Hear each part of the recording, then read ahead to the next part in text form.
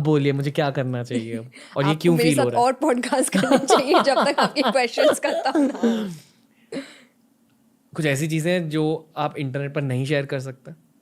मैं personal life generally internet पे नहीं शेयर करती, क्योंकि वो अच्छी ज़िंदगी चल रही है जो लोगों को नहीं पता है, ताकि वो उसमें अपने ओपिनियंस ना दे सके, अपने जजमेंट्स ना दे सके, क्योंकि काम को लेकर देते हैं आप। और 7 डेज अगर आप एक दिन में 4 घंटा बोल रहे हैं तो आप बहुत कुछ बोलते हैं।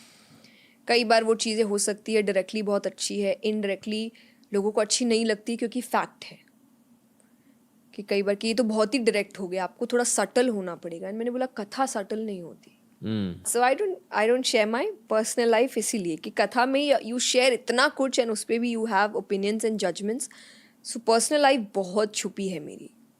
इसका एक छोटा सा एग्जाम्पल आई गिव यू। मैं जहाँ रहती हूँ, तो मैं विंटर्स का टाइम था, मैं बैडमिंटन खेलने नीचे उतरी थी, एंड देन मैं देख रही हूँ दूर कुछ लोग खड़े हैं एंड वो मुझे सिर्फ देख रहे हैं। क्यों देख रहे, क्या हुआ? तो क्योंकि उनको कुछ भी नहीं पता कि मैं रहती कैसे हूँ, मैं क्या, तो वो सिर्फ ये देखने आए थे कि मैं बैडमिंटन कैसे खेलती हूँ। तो इट्स लाइक ये क्या है, बट क्योंकि मैंने इतना हाइड करके रखा है अपनी पर्सनल लाइफ को कि मैं कैसी हूँ, कैसे रहती हूँ, तो इसीलिए मुझे अच्छा लगता है कि ये अच्छी चीज़ है, ये रहना चाहिए। पता नहीं ये सवाल क्यों मेरे दिमाग में आया, पर आप कभी कामाख्या देवी मंदिर गए हो? जी, 3 बार गए हो? जी। आपके कोई एक्सपीरियंसेस हुए हैं वहाँ?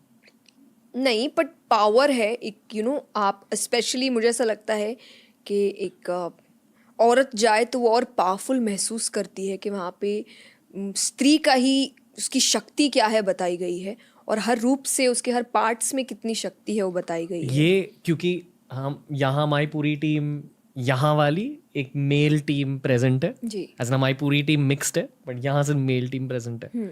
आप हम तीनों को ये स्त्री की शक्ति के बारे में समझाइए, और क्या ये हर स्त्री में होती है ये शक्ति? ये शक्ति हर व्यक्ति में होती है, उनकी अपनी अपनी शक्तियाँ हैं। तो स्त्री की शक्ति के लिए एक बात आता है कि नारद जी, जब भगवान कहते हैं स्त्री को बना रहे थे, नारद जी ने पूछा कि आपने जो बनाया है ये तो बहुत सॉफ्ट है, ये तो बहुत ऐसी लगी सेंसिटिव है, ये कैसे इस दुनिया में? तो बोले तुम्हें बाहर से वो जितनी सॉफ्ट लग रही है ना, वो अंदर से उतनी ही स्ट्रांग है। मैंने एक ऐसी चीज़ बनाई है, या ऐसा व्यक्ति बनाया है, ऐसा जीव बनाया है जो सब कुछ सहन कर सकता है, जो सब काम कर सकता है, जो सबको संभाल सकता है। और इस अकेले में ऐसा कि वो हर जेंडर को संभाल सकता है, हर जीव को संभाल सकता है। मैं इतना पावर इसके अंदर दे रहा हूँ, पर बाहर से नहीं। और ये कई बार ये भी भूल जाएगी कि कई बार बाहर से खुद को देख करके आई एम सो सॉफ्ट, या मैं कितना सेंसिटिव, और या फिर सिर्फ ग्रेसफुल, और ऐसे में ये भूल जाएगी कि इसके अंदर पावर इतनी ज़्यादा है कि ये भगवान को पैदा कर सकती है। भगवान भी आए तो किसी के थ्रू ही आए ना, वो औरत ही थी। तो वो शक्ति औरत में एक होती है। और हम हर चीज़ के लिए कहते हैं कि एक पुरुष पढ़ता है तो सिर्फ पुरुष पढ़ता है, पर जब एक स्त्री पढ़ती है तो पूरा परिवार पढ़ता है। आप देखेंगे वो हर किसी को कुछ ना कुछ सिखा रही है, वो परिवार में सबको कुछ ना कुछ बताती रहती है। और ये सच है, सबके अपने अपने पावर्स है। तो वैसे ही कुछ ऐसे पावर्स है जो मेल में है, ऑब्वियसली बहुत अच्छी चीज़ है, पर औरत का ये पावर है कि वो अगर कुछ सीखती है वो सबको सिखाती है, वो अपने तक नहीं रखती उस चीज़ को। वहाँ आपको क्या महसूस हुआ? जिस पार्ट की वहाँ पूजा होती है वो आज के समय में एक वीक पॉइंट बताया गया है, पर वहाँ पे वो इतना पावरफुल है कि उसको पूजने जा रहे हैं लोग। तो यानी आप जिसको सबसे वीक यहाँ समझ रहे हैं, वो वहाँ इतना पावरफुल बताया गया है। तो जो ऑलरेडी आपके अंदर पावरफुल चीज़ है, वो सोचिए वो कितनी पावरफुल होगी। जिसको सबसे वीक बोला गया और उस पर आप 10 तरीके की कोटेशंस आते हैं, पर वो उसको पूजा जाता है। वहाँ हर व्यक्ति आ रहा है और वहाँ पर माथा टेक रहा है और ये सोच रहा है कि उसके अंदर भी शक्ति आए, और ये सच्ची बात है। और ये अगर आप प्रसंग के हिसाब से कहे तो ये सती माता के अंग माने गए हैं, जो शंकर जी की पहली पत्नी थी। कि जब वो उनकी डेथ हो गई थी और शंकर जी क्योंकि इतने उनसे इतना प्रेम करते थे और उनको लेकर घूम रहे थे, बट वो अपनी ड्यूटी भूल रहे थे उस वक्त, तब भगवान ने एक इनविजिबल रूप में सुदर्शन चक्र भेजा था, जो एक एक करके माता के पार्ट्स को काट के, और वो एक एक जहाँ जहाँ गए वहाँ एक एक सिद्धपीठ की रचना हुई। मुझे सारे सिद्धपीठ के नाम नहीं पता, पर उसमें से कामाख्या देवी है। वहाँ अघोरी बाबा भी आते हैं, जी। तांत्रिक भी आते हैं। वो तांत्रिसिज्म में एक बहुत मुख्य मंदिर है। जी। आपको दिखे नहीं, तांत्रिक वहाँ? नहीं। मैं क्योंकि अपनी कथा के लिए ही गई थी, तो आप इतने सारे लोगों के साथ जाते हैं कि वहाँ पे ऑब्वियसली आप ऐसा कुछ नहीं कर सकते जो आपकी सिर्फ क्यूरियोसिटी लेवल पे काम है, क्योंकि आप इतने लोगों को लेकर गए हैं, तो आप नहीं जानते हर कोई यही चाहता है कि नहीं। पर जैसा मैंने कहा कि वो भी एक डार्क साइड है। तो मुझे अभी जब तक ऐसा नहीं लगे कि अब मुझे सब कुछ जानना है और मैं रेडी हूँ अपने आप को उतना, क्योंकि आप एक टाइम के लिए थोड़े पागल हो जाएंगे, एंड पागल मीन्स नॉट प्रॉपरली, बट कि आपका दिमाग कैसा लगेगा, क्या है ये, क्या दुनिया है। मुझे ऐसी भी एक दुनिया थी जो मुझे अभी तक पता नहीं था।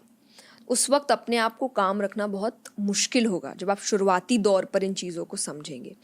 शायद वो रिस्क मैं अभी नहीं ले सकती जिस तरीके की काम और रिस्पॉन्सिबिलिटीज़ मुझ पर है।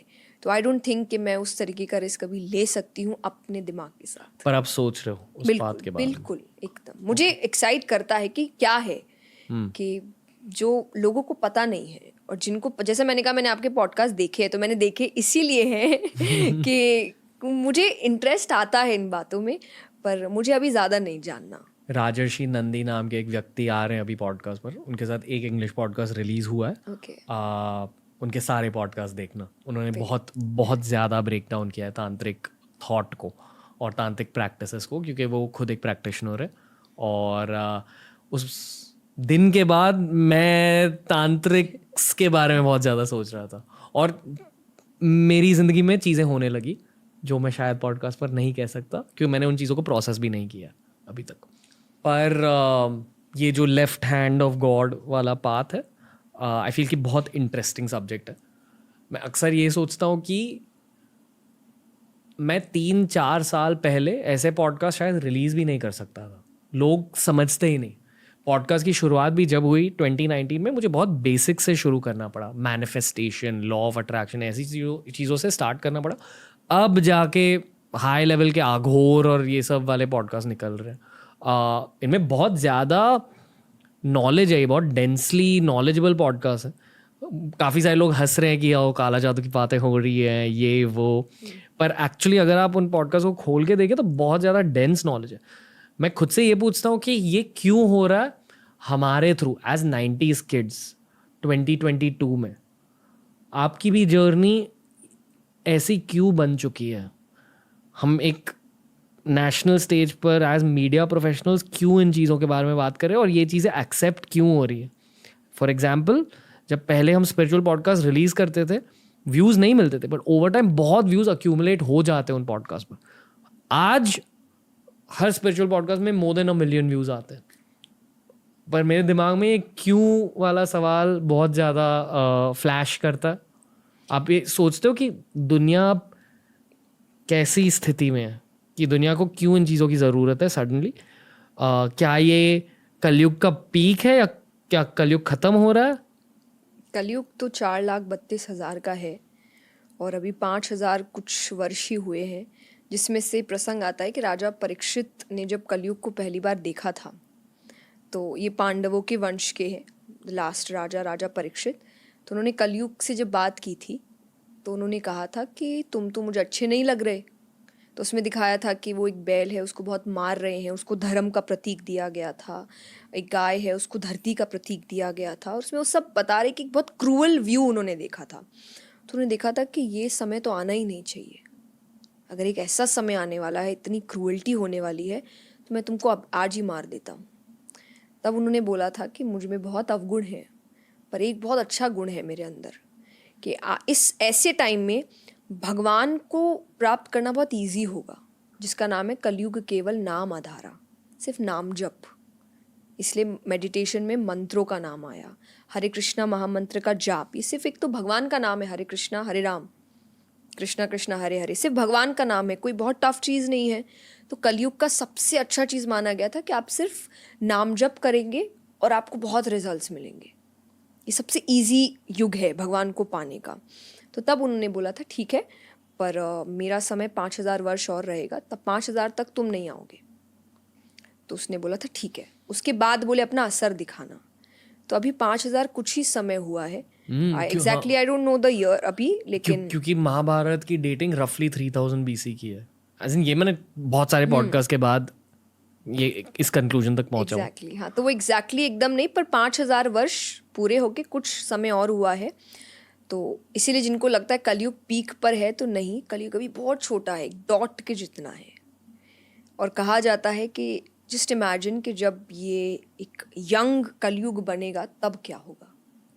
तो इसीलिए अभी, लेकिन जो डॉट शुरू हो रहा है अब, तो वो जो दुख है, वो जो प्रॉब्लम्स है, वो जो टेंशन है, वो जो स्ट्रेस है, लोगों को बहुत आ रहे हैं, क्योंकि उनको जो भगवान और उनकी बातें, सबसे सब लोग अलग हो चुके हैं। ये कलयुग का रूप है कि आप भगवान से दूर हो जाएंगे, लेकिन इट टेक्स टाइम वो एक्चुअल कलयुग आने में।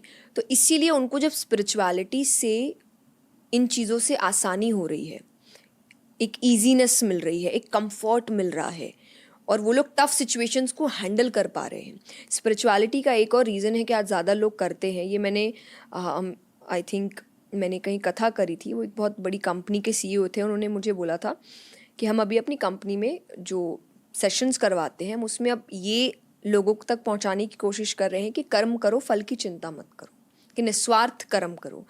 और जब हमने इन चीज़ को शुरू किया, तब हमने देखा कि प्रोडक्टिविटी लेवल ज़्यादा बढ़ा है लोगों में।